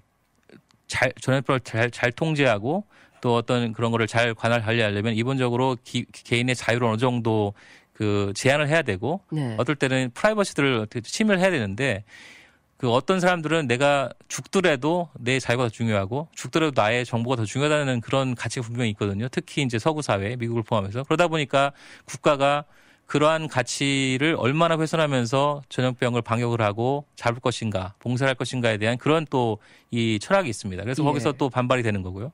마지막은 지금 잠깐 말씀드렸지만 그 문화, 예를 들어서 마스크 같은 경우도 이제 그런 건데, 그러니까 예전에 처음에 마스크가 이렇게 뭐 필요 없다 이렇게 한 것이 사실 문화적인 차원이 많고 처음에 WHO가 뭐 마스크 안 써도 된다 이렇게 말한 게 저도 그 믿었거든요. 근데 그게 이제 나중에 아니라고 이렇게 나오면서 그 당시에 WHO의 모든 직원들이 대부분 한 80% 이상이 다 서구 사회에서 온 사람들이기 때문에 이런 걸 이렇게 중요성을 모릅니다. 지금도 안 쓰는 사람 많이 있잖아요. 특히 미국에서는. 그러니까 결국은 이게 그 특히 제가 미국에 살면서 어떤 이게 멜팅팟 예를 들어서 지금 어떤 상황이 생기면 이거 중국 바이러스다. 그래서 중국 사람들 아시아에 대한 뭐 계속 뭐 폭행이 일어나고 이런 것들 이런 상황에서 이게 도전이 되는 거죠. 이게 과연 정말 미국 사회가 이런 식으로 대통령을 중심으로 해서 서로 반목하고 더 나눠지는 그런 계기로 갈 것이냐 아니면 새로운 철학이 나와서 이제 우리가 같이 공유하지 않으면 이것을 더 이상 그 막을 수 없는 이거는 전 지구적인 위기다로 받아들여서 새로운 철학을 받아들일 것인가 이 세 가지 큰 그 철학적인 그 담론에 원하든 원하지 않든 저희가 이렇게 맞닿아 있다고 생각해요. 그래서 그런 질문을 계속 하게 된다면 결국 그것이 우리 사회를 바꾸고 문화를 바꾸고 이런 결과로 갈 수 있지 않을까 이렇게 생각합니다. 예. 저는 집단 가치관이라는 말은 사실상 우리한테 주어지는 환경이 어떠냐에 따라서 그 주어진 환경에 어떤 시각으로 바라보고 어떻게 적응해 갈 것이냐라는 데 저는 방점이 있다고 생각해요. 그러니까 이제 지금 질문하신 집단 가치관은 이제 앞으로 코로나19가 몰고 온 이 여파가 새로운 뉴노멀 시대를 구축했을 때 그 환경과 시대적인 그런 필요성이 어디냐에 따라서 저희들의 가치관 역시 아마 변해가지 않을까라는 생각을 하고요. 이제 거기에 더불어서 사회적인 면을 보더라도 사실상 이제 지금까지 저희가 살아온 인간 중심의 사회가 조금 더 개인 중심의 사회로 변해갈 확률도 상당히 높다. 예. 그래서 그다음에 이제 개인 중심이라는 말은 결국 개인이 가정으로 돌아가고 그래서 개인 중심이 가정 중심으로 조금 더 한 발 더 나아갈 수 있는 확률이 상당히 높다라고 보여지고요. 네. 그다음에 이제 문화적인 차원에서는 그 안타깝게도 사실 대중문화라는 것은 사실상 그 공연자와 공연을 바라보는 관객이라든가 아니면은 전시제와 전시를 관람하는 관객들과의 그런 어떤 그 이분적인 관계가 형성이 돼야 되는데 이런 문화들이 아마 어쩌면은 점점 더 비하인드 스크린 그 스크린 뒤에서 바라보는 쪽으로 어떤 그 특수한 문화가 갖고 있는 문화적인 특성이 갖고 있는 어떤 그 질과 그 갖고 있는 어떤 멋을 잃어버릴 수 있는 그런 좀 아쉬움이 있을 것 같은 게 다시 말하면은 공연 문화도 이제는 정말 사람들이 열광하도록 큰 실내장에서 하는 거를 지향하고 밖으로 나와서 한다든가 아니면은 공연 문화가 지금처럼 그 관객을 제한한 상태에서 그 스크린이라든가 모니터를 통해서 보여주는 식의 어쩌면 정서적인 면에서 조금 아쉬움을 남길 수 있는 그런 문화적인 또 트렌드가 생겨날 수도 있지 않을까라는 생각을 합니다. 예. 지금은 우리가 코로나19 시대를 겪고 있잖아요. 시간이 언제가 될지 모르겠지만 언젠간 포스트 코로나 시대가 되겠죠. 그때는 어찌됐건 지금과는 또 다른 이전과도 다른 그 다름이 어느 정도인지 어떨지 뭐 지금 확실하게는 알 수는 없지만 우리가 그 뉴 노멀에 대해서 예측을 해보고 있는데요. 또 제가 궁금한 것은 지금 뭐 직장이나 가족, 또 사회와 문화의 변화, 이 가치관들에 대해서 살펴봤는데 우리가 살고 있는 지금 이 이민자 사회, DFW 사회, 한인 사회에 있어서의 뉴 노멀 어떻게 예측할 수 있을까요? 첫 번째로 그 외부 유입 인구가 굉장히 획기적으로 줄어들 거다라는 생각을 해봐요. 네. 그러니까는 국가 단위의 그런 그 국가 단위로 우리의 이민을 살펴보면 달라스 같은 경우는 물론 그 타주의 유입 인구도 굉장히 많았지만 유학생과 그리고 한국에서 미국으로 직접 이주 오는 분들 그리고 뭐 E2 비자 가지고 오신 분들 이런 분들을 통해서 유입 인구가 굉장히 좀 많았어요. 네. 하지만은 앞으로는 이제 길게 보면 뭐 아니면 극복을 하겠지만 단기적으로 한 4, 5년 이렇게 전망을 해본다고 하면 한국에서 미국으로 오려고 하는 분들이 과연 얼마나 될까라는 생각을 먼저 해보고요. 네, 첫 번째로 그러니까는 해외 유입 인구가 굉장히 많이 떨어지는 거죠. 예. 그리고 다른 주에서 달라스로 오실 분들이 얼마나 많이 또 계실까라는 생각을 해보면 정책 자체가 그 코로나를 거의 무시하는 수준의 정책을 펴고 있잖아요. 지금 이제 달라스라든지 뭐 어차피 이제 공화당 주지사가 정권을 잡고 있기 때문에 그래서 이러한 정책들이 그 달라스에 남아 있는 한 달라스로 유입이 되는 인구들은 급격히 많이 줄어들 거다라는 생각을 해보고요. 예. 그런 면에서는 새로운 인구들이 유입이 됨으로써 생기는 탄력성은 많이 잃어버릴 것 같아요. 예. 네, 그런 사회적인 변화가 한번 생각이 되고요. 그렇게 되면 비즈니스적으로도 한인들을 대상으로 한 비즈니스는 앞으로 그렇게 큰 매력이 없겠죠. 뭐 예를 들어서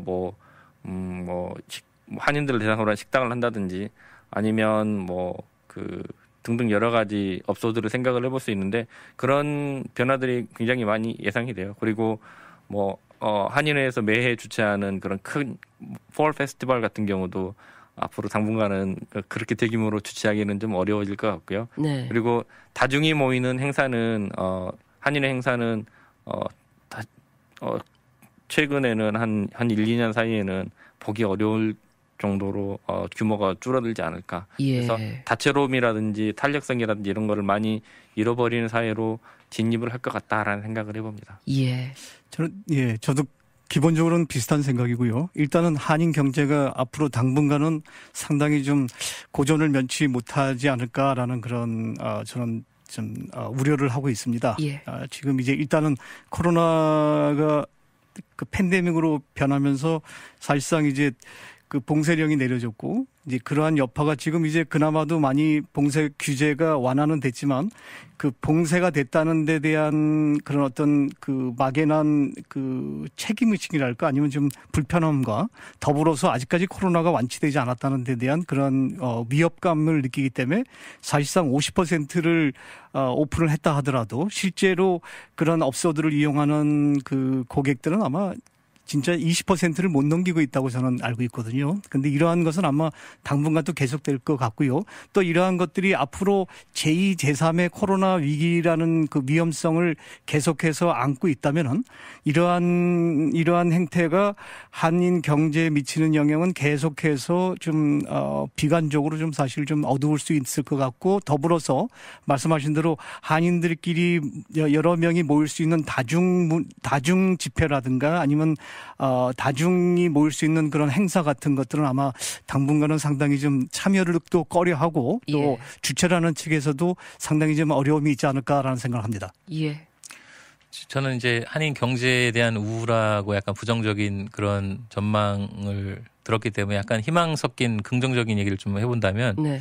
저는 이번 기회를 통해서 한인 그다음에 한국의 위상이 좀 올라갈 거기 때문에 우리 2세들 특히 젊은 사람들한테는 한국이 특히 이제 여기서 한인으로 살아가는 저희들한테 기회가 될 수 있다라는 생각을 해봅니다. 왜냐하면 지금 여러 가지가 있는데요. 물론 아직도 한국이 수도권을 중심으로 여전히 현재 진행이긴 하지만 비교적 매우 그 현재까지 잘 맞고 있고 동시에 그걸 방역하는 과정에서 그냥 케이스만 가지고 하는 것이 아니라 그 대응하는 어떤 그런 자세라든가 새로운 어떤 패러다임을 제시한다든가 아니면 국가가 새로운 기술을 이렇게 어답트해서 하는 거라든가 이런 것을 굉장히 모범적인 걸 많이 보여줬기 때문에 특히 이번에 우리가 이제 예전에 우리가 선진국이라고 했던 뭐 유럽, 일본, 미국 이제 거의 민낯이 드러났잖아요, 사실은. 물론 잘하는 부분도 있지만 보건이라든가 또 공동체라든가 리더십이라 이런 것이 많이 떨어졌기 때문에 이제 저희가 사실 약소국으로서 그냥 갖고 있는 특히 이제 이민생활을 살면서 아무래도 본국의 그런 파워가 영향을 미치는 게 사실이거든요. 근데 이제 그런 거에서 조금 벗어날 수 있는 그런 계기가 됐다. 이렇게 생각하고 그래서 사실 게다가 요즘 미중이 굉장히 강화가 되면 사실 저희가 어디 가도 중국 사람이라고 그러잖아요. 왜냐하면 그러니까 약소국이다 보니까. 근데 사실 저희 학교 같은 데도 중국하고는 앞으로는 계속해서 미국이 텐션이 되면서 저희 그러니까 미국에 사는 중국인들이라든가 중국 그 학자들이 굉장히 이제 위험하거나 아니면 약간 그 활동이 제한되는 상황이 분명히 있는데 저희 이제 그 중국을 제외한 다른 아시아들한테는 그런 어떤 거기서 다시 한번 쭉 올라갈 수 있는 기회가 될 수 있다고 생각하기 때문에 저는 물론 어려운 점도 많고 부정적인 것이 훨씬 더 많죠. 그렇지만 이번에 우리 요즘 BLM 그 블랙 라이브 매터라는 그런 그 운동도 있고 또 거기서 한인이 어떻게 대응할 것인가 또 어떤 기사들은 흑인하고 같이 연대해서 우리가 다시 여기서 어떤 마이너리티 힘을 보여 이런 얘기도 있는데 계속해서 반복된 얘기지만 사실 위기를 기회로 받아들이는 것은 어떤 한 개인도 할 수 있지만 어떤 한 민족이나 공동체가 할 수 있기 때문에 한인 사회가 이런 기회에 좀 그런 위상들을 좀 높이고 또 미국에서는 못하는 예를 들어서 이제 컨택트 트레이싱 같은 것도 동선 관리 이런 거 사실은 할 수 있는데도 못하는 나라가 태반인데 우리나라가 그런 걸 선도적으로 하는 그런 것이 있는데 그런 걸 제가 이제 회의 때도 얘기하면은 굉장히 놀랍니다. 어쨌든 어떠한 이유든지 못하는 것들을 우리가 이제 가져와서 새롭게 이제 미국 사회에서 어떤 그런 걸 보여준다면 충분히 기회가 될 수 있다 이렇게 생각하고 있습니다. 예, 알겠습니다. 자, 잘 들었습니다. 저희가 전하는 말씀 듣고 이슈 플러스 계속 이어가도록 하겠습니다. 코로나19 시대에 실시간 로컬 뉴스와 필요한 정보 어떻게 접하세요? AM 730 라디오로 실시간 뉴스 주로 듣는데요. DK넷 앱으로도 들을 수 있어서 좋습니다. DK넷 730.com에 가면 실시간 타운 뉴스 보잖아요. 다시 읽을 수 있어서 좋고요. 달라스 KTN.com에서 이메일 뉴스 구독하는데 매일 이메일로 뉴스가 날라와서 정말 편해요. DK넷 카톡 친구 신청했는데 매일 아침 카톡으로 뉴스가 배달돼요. 제일 빠르고 정확해서 선호합니다. 페이스북 DK넷 친구 신청해도 매일 올라오는 뉴스를 볼 수 있고요. 주말에는 한 주간의 뉴스를 KTN 신문으로 한 번에 읽을 수 있어요. 코로나19 시대 신속한 뉴스와 정확한 정보 DK 미디어 그룹이 책임집니다. DFW 한인 사회를 위한 언론 DK 미디어 그룹.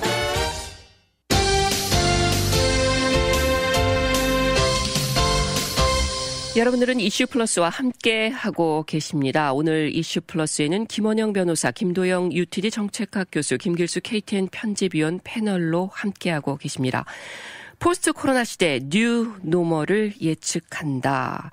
자, 저희가 직업, 직장, 또 가정과 가족, 주거 환경, 또 이에 따르는 사회와 문화, 또 집단 가치관에 이르는 또 DFW 한인 사회까지 과연 뉴 노멀이 어떻게 펼쳐질 것인가 또 얘기를 해봤는데 이 뉴 노멀에 대해서는 우리가 경제나 사회나 문화뿐만 아니라 정치 쪽도 예외로 할 수는 없지 않습니까? 그렇다면 우리가 살고 있는 이 미국 정치권에 어떤 변화가 있을 것인가? 특히 이 올해 11월 대선이 있기 때문에 이 대선에 어떤 영향을 미칠까? 대선이 됐을 때 과연 코로나19 사태가 어떻게 돼 있을까요? 현재형일까요? 아니면 과거형일까요? 이 부분도 참 궁금해지는데 어떻게 생각하십니까?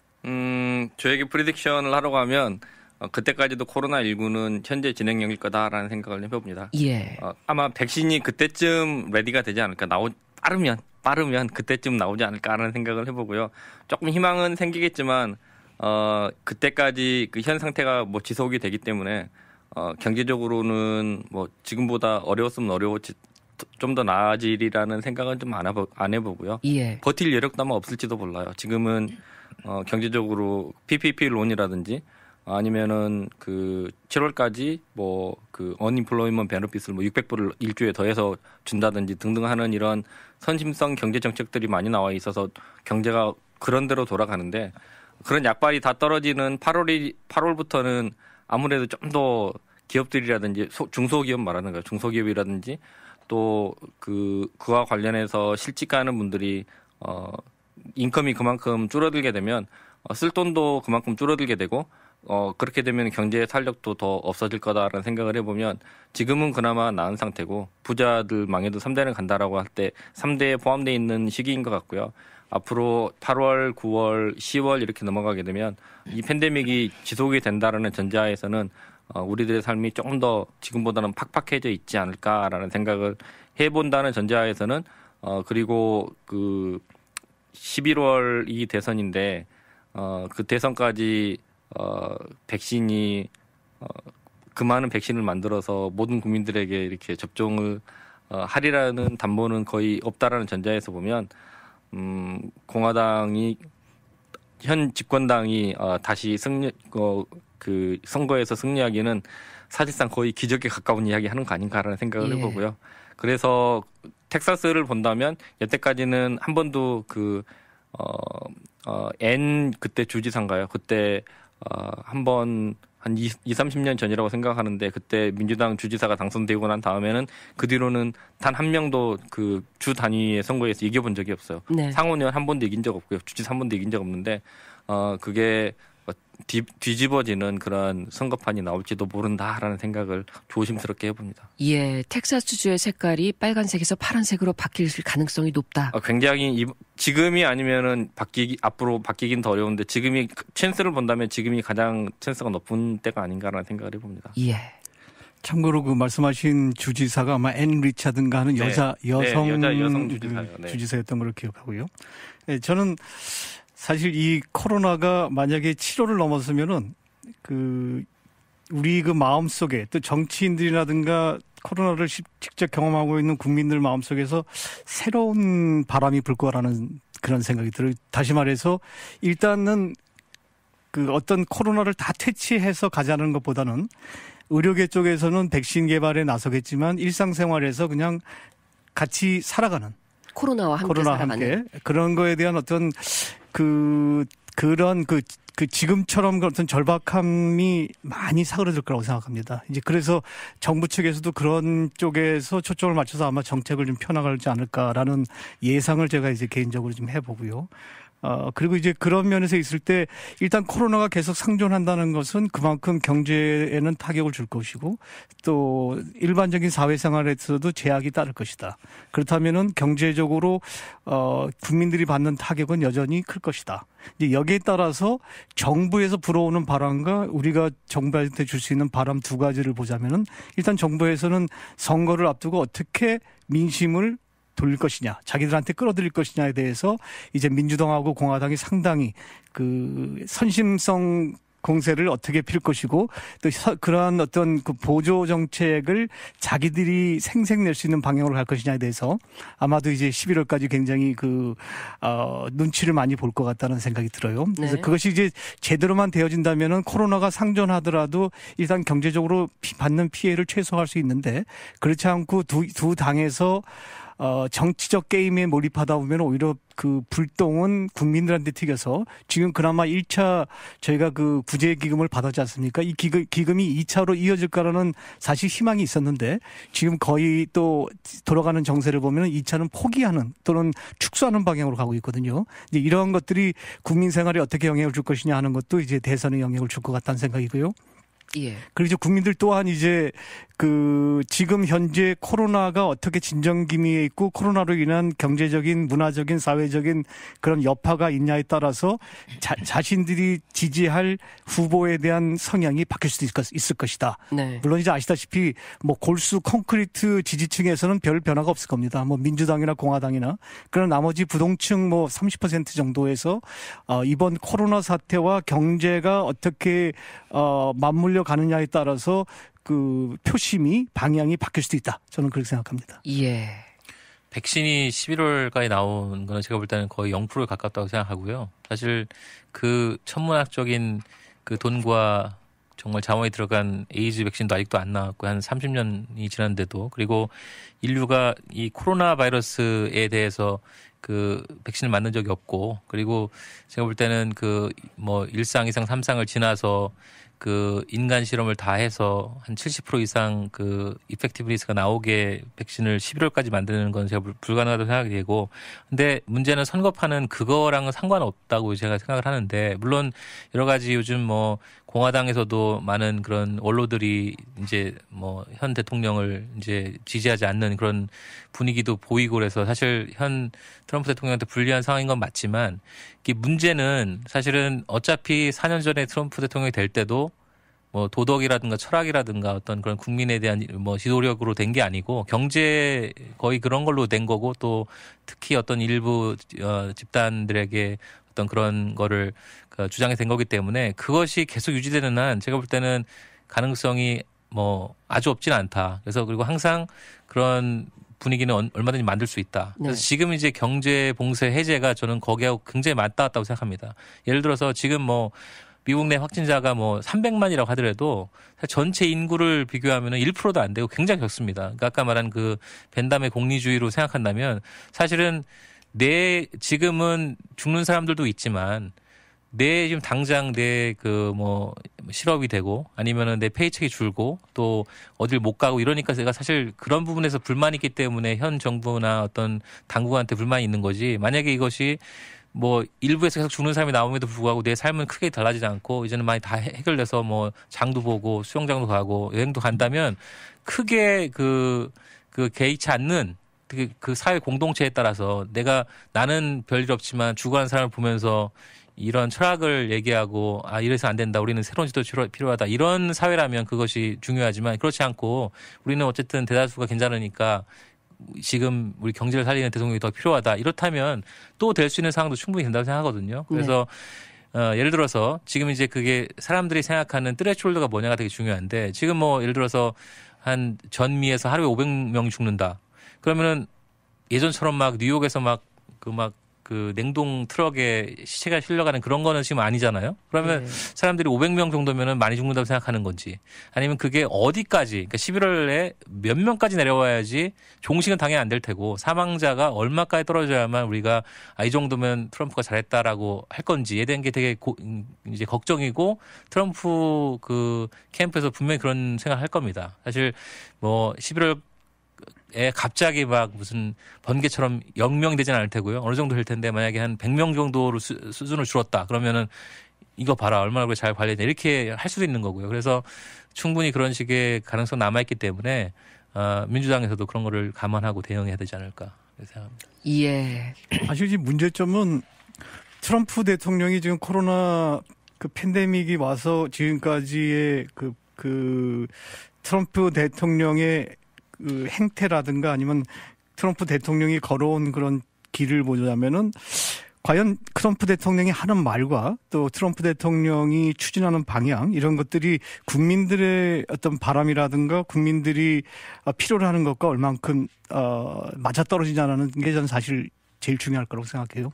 그러니까 지금 계속해서 트럼프 대통령은 계속해서 우리는 대처를 잘하고 있다라고 주장하고 있지 않습니까? 그런데 만약에 국민들이 보는 입장에서 경제적으로도 망가지고 방역적으로도 망가지고 보건의학적으로도 실패했다라고 만약에 국민들 스스로가 이렇게 염증을 느끼게 된다면은 그것은 뭐 대통령이 아무리 주장을 해도 본인한테 굉장히 악재로 작용할 것인 반면에 정말로 뭔가 획기적인 좀 그 대처 방안이 경제나 보건 쪽에서 나와준다면은 저는 11월까지 그렇다면 또 그것도 또 호재로도 작용할 수 있는데 문제는 이제 앞으로 남은 그 6개월 정도 아니군요. 4, 5개월 동안에 얼만큼 코로나와 경제가 맞물려 떨어지는 그런 방향을 잘 제시할 거냐에 따라서 아마 트럼프 대통령에게 영향을 주지 않을까라는 생각이 듭니다. 예. 네, 저 같은 경우는 그 트럼프 대통령의 이제 참패를 예언을 하는데요. 지난번에 그 트럼프 대통령이 승리할 수 있었던 이유는 러스트벨트 쪽에서 표를 거의 대부분 다 가져왔기 때문에 승리를 할 수 있었는데, 트럼프 대통령이 이번에, 그 러스트벨트에 강한 인상을 주지는 못했죠. 예. 별로 달라진 게 없어요. 그래서 원래 그쪽은 원래는 민주당 표심이었는데 혹시나라는 생각에 찍었다가 역시나라는 생각으로 돌아갈 공산이 굉장히 높고요. 또 하나는 이제 로스트벨트를 제외한 팜벨트를 한번 봐야 돼요. 팜벨트를 봐야 되는데 뭐 그 중국하고의 그런 그 텐션 때문에 파머들이 이제 농부들이 굉장히 많은 피해를 봤죠. 네. 첫 번째로 그 농산물을 중국이나 유럽 쪽으로 많이 수출을 못했어요. 그래서 뭐 안진처럼 섞이거나 아니면은 보조금을 받아야 되는 지경까지 몰린 사람들도 굉장히 많고요. 그리고 또 하나는 코로나 사태에 적절히 대응을 하지 못했기 때문에 무고한 소돼지들이 그냥 한 번도 인간들에게 가지도 못하고 그냥 땅속에 파묻혀야 되는 신세가 됐어요.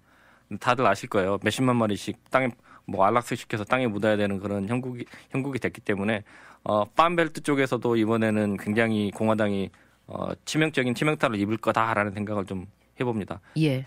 그래서 그런 면에서 본다고 하면 이번 그 코로나 사태로 인한 공화당의 쇠퇴가 거의 점쳐진다라는 생각을 좀 해봅니다. 예, 알겠습니다. 11월에 보도록 하겠습니다. 네, 자, 시간이 많이 갔지만 우리가 또 이 코로나19로 인해서 지금 국제관계 질서에도 많은 변화가 이루어지고 있잖아요. 과연 이 포스트 코로나 시대 이 국제관계 질서의 뉴 노멀은 어떻게 될지 좀 짧게 의견을 나눠주시면 좋겠네요. 세계화의 흐름은 기본적으로 많이 이런 속도는 많이 감속이 될 것이다 이런 얘기는 뭐 많이 하고 있으니까요. 왜냐하면 네. 이번에 그런 걸 느꼈으니까. 근데 이제 그러면 과연 국제사회 질서는 누가 잡을 것이냐. 세 가지 보통 다들 얘기하더라고요. 처음에는 그러니까 미중이 이제 탑2로서 굉장히 반목하면서 계속해서 어려운 상황이 갈 것이다. 사실 최근 2, 3년 뭐 5년 동안 계속 보면은 미국 경기나 뭐 스탁이나 이런 것이 다 미중 간에 어떻게 되냐에 따라서 굉장히 큰 변수였던 것처럼 앞으로도 갈 것이다.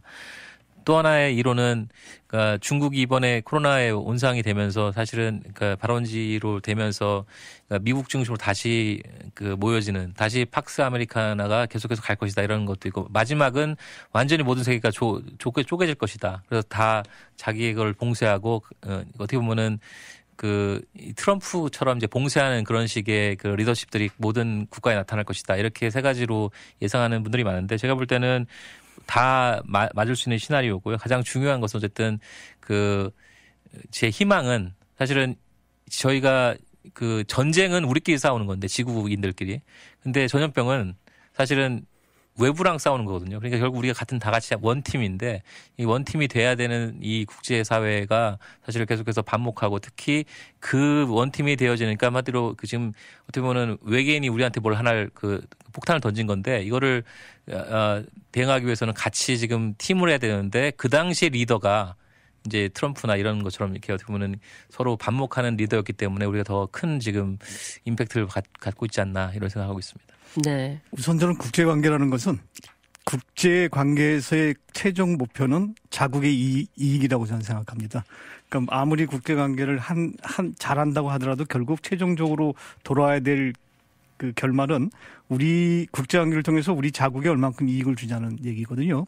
근데 이제 그런 면에서 지금 코로나 사태가 상당히 지금 그 모든 국가를 막론하고 지금 어렵게 몰고 가고 있다. 특히나 이제 지금 코로나로 인해서 입국 금지라든가 수출 수입이 지금 제대로 운영되지 않고 있지 않습니까? 이런 면에서 지금 사실상 그 자국의 이익을 위해서 오히려 자국의 이익을 지금 버려야 될 상황이 왔다고 저는 생각합니다. 예. 그래서 지금 코로나가 어쩔 수 없이 함께 공생공존을 해야 될 상황이라면은 그 코로나를 일정 부분 저희가 인정하면서 그 자국과 다른 교육 국가들과의 어떤 이해관계가 상충되지 않게끔 서로 도움이 될 수 있는 그런 관계가 뭔가를 모색하는 이제 저는 그것이 지금 가장 국제관계에서 필요할 때가 아닌가라는 생각이 듭니다. 예. 저 같은 경우는 전망을 해보면 빅2라고 이제 표현이 되죠. 미국과 중국의 몰락, 정치적인 몰락 이쯤으로 좀 표현이 될 것 같은데 중국 같은 경우는 코로나 사태가 처음에 발병을 했고 그거를 외부에 빨리 알리는 일을 게을리했죠. 그래서 중국은 대표적으로 블레임을 먼저 받아야 될 것 같고요. 또 공산당이라고 하는 그런 특유의 폐쇄성과 뭐 관료 조직, 이런 문제들이 심각하게 대두됐어요. 그래서 중국은 체제를 믿을 수 없는 나라쯤으로 전 세계에 각인이 됐기 때문에 리더 역할을 수행하기는 굉장히 어렵고요. 앞으로 공격받을 일이 더 많을 것 같아요. 네. 그리고 그런 면에서 보면 미국도 별반 다르지는 않은데요. 그 전에 트럼프 대통령이 했던 게 세계 기후 협약에서 빠져나왔죠. 파리 협약이죠. 네, 그게 뭐냐면 전 세계는 뭐 카본 다이옥사이드 이산화탄소 줄이고 그 지구의 생존을 위해서 전 지구적인 차원에서 협력하자라고 했을 때 미국만 쏙 빠져나왔어요. 미국은 안 했어요. 그죠? 그런 면에서 본다면 그때부터 이미 리더십을 잃기 시작해서 그 코로나 사태 대처도 굉장히 초기에 미온적이었죠. 그리고 모든 사람들이 이런 팬데믹이 올 거다라고 예상은 하지 못했지만 전문가들은 알고 있었어요. 예를 들어서 방역 전문가들은 분명히 이런 사태가 한번 올 거다라고 해서 준비하자라고 했고, 그다음에 CDC 직원들을 그 전까지만 해도 트럼프 대통령 전까지만 해도 그런 팬데믹이 예상되는 곳에 파견을 했었어요. 네. 하지만 트럼프 대통령 때 다 파이어시키거나 아니면 다 줄였죠. 없앴죠. 예. 근데 중국도 한 곳이었어요. 만약에 그런 국가의 지도자로서 너무 너무 효율에만 매달리지 않았고 과감히 그런 돈을 쓸 줄 알았다면 미국이 오늘날의 이 지경은 되진 않았겠죠. 그리고 난 다음에도 지금도 플로이드 사건이라든지 등등 이런 면에서 보면 지도력을 전혀 발휘해주지 못하고 있어요. 그래서 전 세계가 동시에 이제 이런 미국의 민낯을 전부 다 낱낱이 봤기 때문에 네. 미국도 정신적인 리더가 전 세계적으로는 되긴 이미 걸렀고요. 그다음에 코로나 사태를 극복하기 위해서 수많은 돈을 이제 재정을 투입을 했기 때문에 돈도 없어요. 그런 게 어디서 나타나냐면 미국의 영향 감소가 이제 어디서 나타나냐면 유럽에 있는 미군들 철수시킨다고 하죠. 독일 주도 미군 철수시킨다고 하죠. 아마 주한 미군도 상당 부분 감축할 공산이 굉장히 높아요. 왜냐하면 군대는 돈으로 유지되는 게 군대인데 그게 돈이 없는 나라에서 어떻게 군대를 유지를 하겠어요. 그렇게 보면 미국의 영향력 세태가 굉장히 심하게 올 거다라는 생각을 해보고요. 예. 그리고 유일하게 보면은 유럽도 경제적인 블락이 있어요. EU로 대표되는 EU 블락이 있죠. 그러면 미국 같은 경우도 나프타로 이제 좀 이름 바뀌겠지만 나프타로 대표되는 경제 블락이 있어요. 멕시코, 캐나다, 미국이 한 블락인 거예요. 그리고 그런 면에서 보면은 이스트에이지아 즉 일본, 한국 그리고 중국 같은 경우는 경제 블락이 아직 형성이 되지 않았는데 앞으로 세계화가 지금보다는 좀 후퇴된다라는 전제하에서는 세계화가 안 된다고 하면은 지역 경제화가 되는 게 맞잖아요. 예. 반대 의미에 있으니까 앞으로 지금은 한국, 중국, 일본이 좀 반목을 하고 있는 상태지만 앞으로 조금 리더가 바뀌고 여건이 개선된다고 하면 분명히 우리 경제권으로 하나로 뭉치자라고 하는 그런 무본이 좀 일어나지 않을까라는 상상도 한번 해봅니다. 예, 잘 들었습니다. 자, 마지막으로 패널 여러분들께 이 질문을 드리고 싶네요. 포스트 코로나 시대 어떻게 준비하고 계십니까? 좀 이제 우스갯소리인 것 같긴 한데요. 저 같은 경우는 집에서 가사일을 열심히 돕자라고 좀 더 남자들이 살아남을 수 있는 방법들을 모색을 해보면 집에서 삼시세끼라고 하는 그런 우스갯소리도 있는데 네. 그런 사람 되지 말자라고 하는 게 개인적인 레벨이고요. 또 가족적인 레벨로 보면 아무래도 가족끼리 할 수 있는 그러한 취미라든지 오락이라든지 가족끼리 보낼 수 있는 건전한 여가 생활 준비하고 있습니다. 아, 네. 저는 포스트 코로나는 결국은 아까 말씀드린 대로 트렌드라고 저는 생각하기 때문에 그런 도도한 흐름의 물결을 거역하지 않는 상태에서 그렇다고 내 자유가 너무 많이 침해되지 않게끔 적절하게 어떻게 해든지 적절하게 좀 자유와 절제를 잘 균형 맞춰서 밸런스화 시켜서 이 어려운 시기를 나갈 것인가 하는 거에 대해서 한번 연구를 해보겠습니다. 네. 저도 개인적으로는 이 기저질환을 공격하는 포스트 코로나, 앞으로 다가올 코로나를 위해서 이제 50대, 60대를 바라보면서 이제 기저질환을 줄이기 위해서 건강, 특히 정신 건강에 치중하고 또 제 이제 일하는 거에서는 사실 훨씬 더 예전보다 더 강한 그런 신문물의 습득을 요구하는 시대가 됐기 때문에 더 도태되지 않도록 오히려 이게 선도하는 그런 사람이 되도록 새로운 철학이라든가 새로운 기술 같은 거를 좀 더 잘 배우겠다 생각하고 있습니다. 예. 우리 앵커께서는 어떠세요? 지금부터 생각을 해봐야 되겠습니다. 오늘 이 포스트 코로나 시대 뉴 노멀을 예측한다. 상당히 방대한 분야였습니다. 워낙 코로나19 사태가 이 개인의 생활부터 사회, 국가, 전 세계를 정말 급작스럽게 어떻게 보면 한 방에 공격을 했기 때문에 상당히 많은 분들이 지금 고민하시기도 하고 그리고 경제적인 어려움도 지금 겪어내고 계시고 그러면서도 과연 미래가 어떻게 펼쳐질까 우려도 하고 계신 상황에서 우리 세 분 패널 여러분들께서 상당히 또 많이 생각하시고 연구하셔서 많은 부분들에 대해서 또 좋은 의견들을 나눠주셨습니다. 이 코로나 바이러스 아직 역사로 기록이 되지 않았죠. 그렇기 때문에 코로나 바이러스에 지금 우리가 어떻게 대응하는가 이것이 또 우리의 일생에 또 역사에 아주 중요한 선택 중 하나가 될 것 같은데요.